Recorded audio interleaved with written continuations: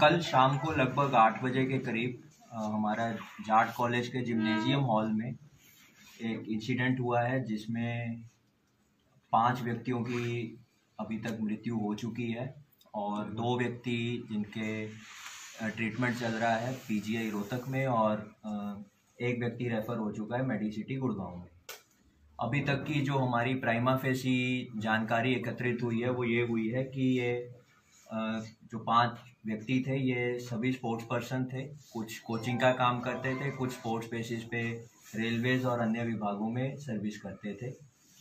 जो हमारा main accused है सुखविंदर, वो भी रेसलिंग कोच है जो कुछ दिनों से जाट कॉलेज के जिम्नेजियम में रेसलिंग कोचिंग का काम कर रहा था और कुछ कंप्लेंट्स आने की वजह से उसको जो मेन डीपीआई थे जाट कॉलेज के मिस्टर मनोज मलिक, उन्होंने उसकी सर्विसेज को टर्मिनेट कर दिया था। प्राइमा फेसी यही पता चला है कि इसी रंजिश की वजह से उसने कल यहाँ पर आकर इस घटना को अंजाम दिया है। ये बहुत सीरियस इंसिडेंट हुआ है यहाँ पर क्राइम का। इसमें हमारी रोहतक पुलिस की, एसटीएफ की और बाकी डिस्ट्रिक्ट्स की पुलिस भी इस इंसिडेंट को और इस एक्यूज को नैप करने के लिए लगातार एफर्ट्स कर रही हैं। डीजीपी हरियाणा ने इस इन्वेस्टिगेशन को लगातार मॉनिटर कर रहे हैं। हमारे एडीजी रेंज और बाकी सीनियर ऑफिसर्स भी इस इन्वेस्टिगेशन को मॉनिटर कर रहे हैं और डीजीपी हरियाणा ने इस एक्यूज पर 1 लाख का इनाम ऑलरेडी अनाउंस कर दिया है। और मेरी सभी से आपके माध्यम से अपील है कि अगर इस व्यक्ति की कहीं भी कोई सूचना मिले तो वो रोहतक पुलिस के मेरे मोबाइल नंबर्स पर डीएसपी सांपला और श्री नरेंद्र कादियान और डीएसपी रोहतक श्री विनोद कुमार, इस एसआईटी में दोनों डीएसपीज को और हमारे क्राइम यूनिट्स को, सीआईए की टीम को, डिटेक्टिव की टीम को अगर कोई भी इंफॉर्मेशन मिलती है प्रोवाइड करें। हम उनका नाम गुप्त रखेंगे और उनको उचित इनाम प्रोवाइड करवाएंगे। एज ऑफ नाउ हमारे पास जो एकत्रित सूचना है वो यही है कि एक एक्यूज था, लेकिन इसमें अन्य एक्यूज की इन्वॉल्वमेंट से अभी मैं इनकार नहीं कर पाऊंगा और जो भी इसमें दोषी होगा उसको पकड़ के उसको सख्त से सख्त सज़ा दिलवाई जाएगी। और अभी उन 5 व्यक्तियों का जो कल रात के इंसिडेंट में डिसीज हुए हैं उनके पोस्टमार्टम और अन्य प्रोसेसेस चल रहे हैं। हमारी सीन ऑफ क्राइम टीम्स मौका वारदात से अलग अलग सबूतों को, साक्ष्यों को एकत्रित कर रहे हैं। हम सीसीटीवी फुटेज भी कलेक्ट कर रहे हैं और आसपास के जो भी कैमरास की फुटेज आएगी उसको एकत्रित करके एविडेंस के रूप में इस केस इन्वेस्टिगेशन में किया जाए। सर, मरने वालों के क्या नाम है और क्या इनका रिलेशन? देखिए, जो मेन है मिस्टर मनोज मलिक, वो यहाँ पर डीपीआई थे जाट कॉलेज में। उनकी वाइफ मिसेस साक्षी मलिक हैं, वो रेलवेज में सर्विस करती थी।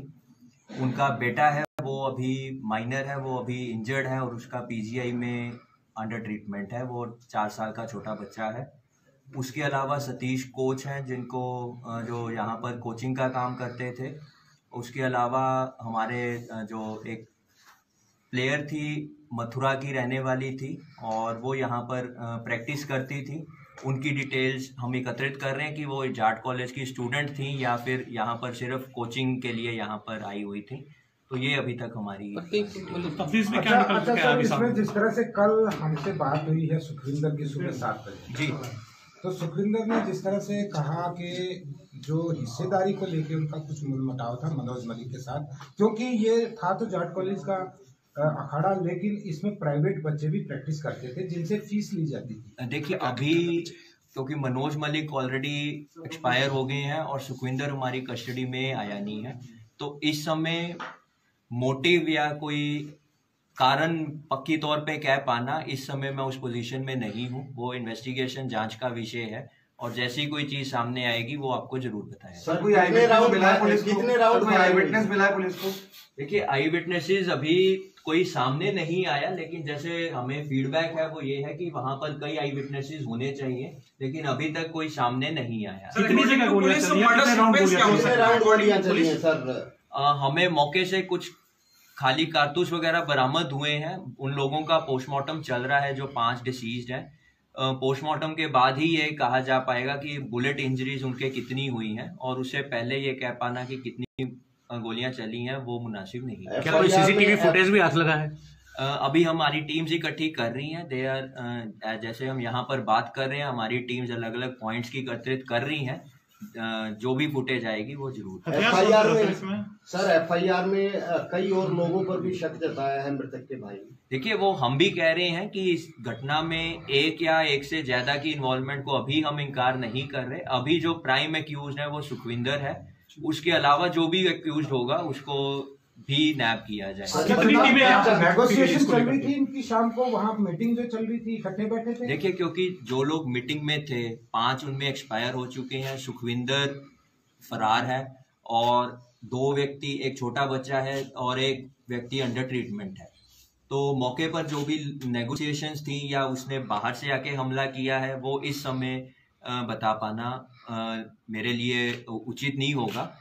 वो हमारी जांच कर। सर, जिस तरह से रोहतक में जिस तरह वारदात हुई है, आरोपी फरार हो गया, क्या पुलिस की नाकेबंदी नहीं थी? क्या लापरवाही नहीं है? देखिए, जैसे हमारी टीम्स इसमें काम कर रही हैं तो हमारे पास इस समय कई तरह की इंफॉर्मेशन है जो इस समय मैं अंडर इन्वेस्टिगेशन होने के नाते शेयर नहीं कर पाऊंगा कि ये इंसिडेंट कितने बजे हुआ है, कब पुलिस को इंटीमेशन आई है, कब हमारी टीम मौके पर पहुंची है। क्योंकि अगर हम हमारे कंट्रोल रूम्स के लॉक के हिसाब से चलें तो 8-10 पर हमें कॉल आई है और लगभग 8:30 बजे तक हमारी सभी टीम्स मौके पर और डिस्ट्रिक्ट सील कर दिया गया था। अब इंसिडेंट कब हुआ है वो मेन एक्यूज के नैब होने के बाद ही पता। टीमें गठित की गई है। एक गोली तो शायद एंट्री की उधर मारी गई है ना, एक को जो घायल है।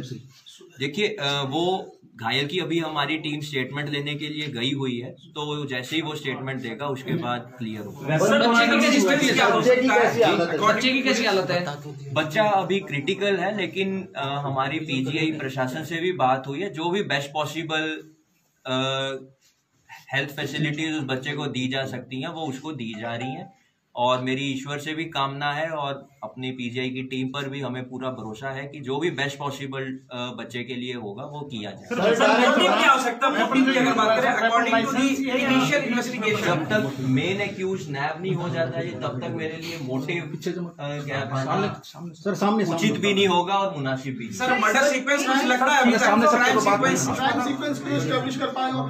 वो हमारी सीन ऑफ क्राइम टीम्स मौके पर है, जैसे ही वो होगी व्हील शेयर।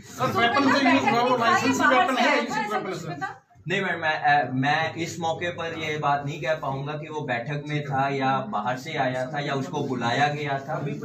इस समय हमारे लिए ये कह पाना। क्या वो सस्पेंड हुआ था इस वजह से मीटिंग चल रही थी? मीटिंग का क्या पर्पस था? मैडम, मीटिंग थी या बच्चे वहाँ प्रैक्टिस करने के बाद इकट्ठे हो रहे थे, क्योंकि वो बेसिकली रूम्स हैं जहाँ पर वो रेस्ट करते हैं और चेंजिंग रूम्स हैं। तो वहाँ पर वो मीटिंग कर रहे थे, प्रैक्टिस करने के बाद फ्रेश हो रहे थे, क्या कर रहे थे। इस समय हमारे लिए में ये सामने आया है कि गोहाना का जहाँ का वो रहने वाला था वहाँ पर उसके पास कोई लाइसेंस वेपन नहीं था, इशू नहीं था, पुलिस के रिकॉर्ड्स में वहाँ नहीं मिला है। और जैसे ही वो नैब होगा तो सर, आप उनके परिवार के लोगों से मिलकर आए हैं पोस्टमार्टम, उन्होंने अपनी सुरक्षा पर जो है सवालिया निशान उठाया कि वो सभी को जानता था कि उनको खतरा है कि कहीं ना कहीं दूसरे लोगों को टारगेट ना करें। उस पर क्या कहेंगे? परिवार की सुरक्षा, जैसे मैं वहां पर भी उनको आश्वस्त करके आया हूं कि हमारे लिए एक अहम इशू है और हमारी एक अहम जिम्मेवारी है कि उनको सुरक्षा प्रोवाइड करवाना हमारे, क्योंकि इस इंसिडेंट में कुछ परिवार सोनीपत रहते हैं, कुछ झज्जर रहते हैं। मेरी ऑलरेडी दोनों डिस्ट्रिक्ट एसपी से बात हो चुकी है और जहां पर भी उनको सिक्योरिटी की रिक्वायरमेंट होगी और उनकी डिमांड होगी वो हम एप्रोप्रिएट असेसमेंट करके उनको प्रोवाइड करेंगे। सर, आखिरी सवाल ये है कि क्या परिवार ने, आरोपी के परिवार ने उसको जायदाद से पहले बेदखल कर दिया था? वो एक कुछ मीडिया में सर्कुलेट हो रहा है एक डॉक्यूमेंट, उसकी ऑथेंटिसिटी के बारे में मैं नहीं बोल पाऊंगा, लेकिन अगर कुछ आएगी सूचना, क्योंकि अभी ये केस इन्वेस्टिगेशन में है, तो वो जैसे ही कुछ आएगा। एसपी सर, इस तरह का जो साइलेंट मोटो होता है इसके बारे में पुलिस भी क्या कर सकती है? निश्चित तौर पर जाहिर सी बात है, लेकिन फिलहाल जो आप देखिए ये इन्वेस्टिगेशन का विषय है, इससे हमारी तफ्तीश प्रभावित होगी, तो ये मैं अभी शेयर नहीं कर। मेरे को ये पूरा भरोसा है कि ये जल्दी ही पुलिस की गिरफ्त में होगा, क्योंकि ये हमारे लिए एक बहुत बड़ा चैलेंज है और पूरी हरियाणा पुलिस, रोहतक पुलिस और हमारे पड़ोसी जिलों की पुलिस और इवन हमारी दूसरी स्टेट पुलिस जिनके साथ हम कोऑर्डिनेशन में काम कर रहे हैं, इस इशू को और इस एक्यूज को जल्दी ही जो कानूनी प्रक्रिया में हम लेके हैं। सर, पे फायर किया गया है, एक से ज्यादा वेपन यूज अभी कह पाना मुश्किल होगा क्योंकि पोस्टमार्टम में जब उनकी बैलिस्टिक रिपोर्ट्स आएंगी उसके बाद ही ये कहा जा पाएगा कि ये सभी राउंड्स एक वेपन से फायर हुए हैं या मल्टीपल। ही हमें पता चला है कि कोई लड़की की कंप्लेंट हुई थी। कंप्लेंट उसकी किस लेवल पर हुई थी, किस अधिकारी के पास हुई थी, रिटन कंप्लेंट थी, वर्बल कंप्लेंट थी, ये जांच का विषय। सर एक सवाल और, सर सुखविंदर को कब हटाया गया था? क्योंकि जैसा आपने कहा कि कॉलेज का जो रिकॉर्ड्स हैं वो सारे कॉलेज एडमिनिस्ट्रेटिव काम उनका बंद हो चुका था।